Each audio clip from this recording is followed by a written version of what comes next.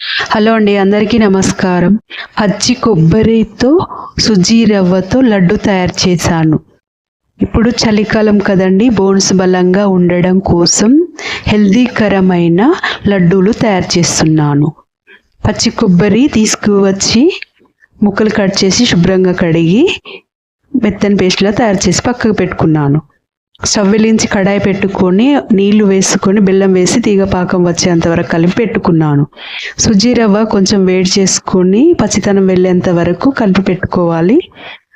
ఈ పాకంలో 1/2 స్పూను నెయ్యి, యాలకుల పౌడర్, కొబ్బరి పౌడర్, సుజీ రవ్వ వేసి మొత్తం కలిసేంత వరకు కలుపుకోవాలి. జీడిపప్పు కిస్మిస్లు వేసుకోవచ్చు. అంతా కలిసినాక 5 మినిట్స్ తర్వాత రౌండ్ బాల్స్లా తయారు చేసుకొని గాజు పాత్రలో నిల్వ ఉంచుకుంటే 10 డేస్ వరకు తినవచ్చు.